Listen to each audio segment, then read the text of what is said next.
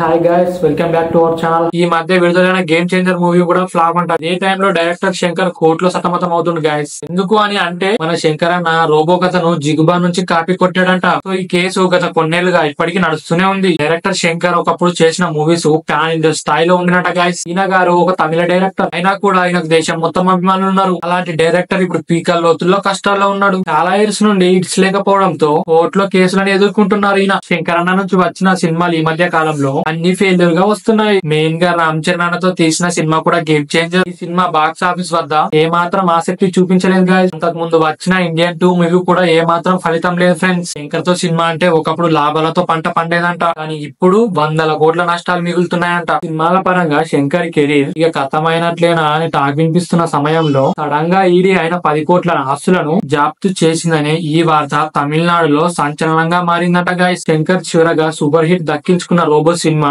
ఈ కథ వల్ల శంకర్ లీగల్ ఇష్యూస్ ను ఎదుర్కొంటున్నారంట. జిగుబా అనే పుస్తకం నుంచి రోబో కథను కాపీ కొట్టారంటూ ఆరూర్ తమిళనాథన్ 2011లో కోర్టుకెక్కారంట. అప్పటి నుంచి శంకర్ పై కాపీ రైట్ ఐటీపీ కేసులు నడుస్తున్నాయంట. ఆ కేసులకు సంబంధించిన డీటెయిల్స్ దశకు చేరుకుందని తమిళ మీడియా వాళ్ళు కొన్ని వర్గాల ద్వారా సమాచారం అందుతుంది. రోబో కథకు జిగుబా కథకు చాలా దగ్గర పోలికలు ఉన్నట్లు film and television institute of India Shankar జిగుబాలో నుంచి కొంత మేరకు కథను కాపీ చేసి ఉంటారు అన్నట్లు నివేదికలో పేర్కొన్నారు. FTII నివేదికతో శంకర్ మరింత చిక్కుల్లో పడ్డారంట. ఆయన కథను కావాలని కాపీ చేశారని, అనుమతులు తీసుకోకుండా కాపీరైట్ చట్టం ఉల్లంఘించినందుకు కఠినంగా వ్యవహరించాల్సి ఉంటుంది అంటూ పిటిషనర్ తరపు న్యాయవాది కోరుతున్నారు. ఒకవేళ కాపీరైట్ చట్టం ఉల్లంఘించినట్లు నిరూపితమైతే రోబో సినిమాకు గాను అధికారిక లెక్కల ప్రకారం 15 కోట్ల పారితోషికంను అందుకున్నారు. ఆ పారితోషికం మొత్తం జిగుబా రచయితకు అందించే అవకాశాలున్నాయంట. 2010 సంవత్సరంలో విడుదలైన రోబో సినిమా భారీ విజయాన్ని సొంతం చేసుకుంది గాయస్. రజనీకాంత్ అలాగే ఐశ్వర్య రాజ్ నటించిన ఆ సినిమా బాక్స్ ఆఫీస్ వద్ద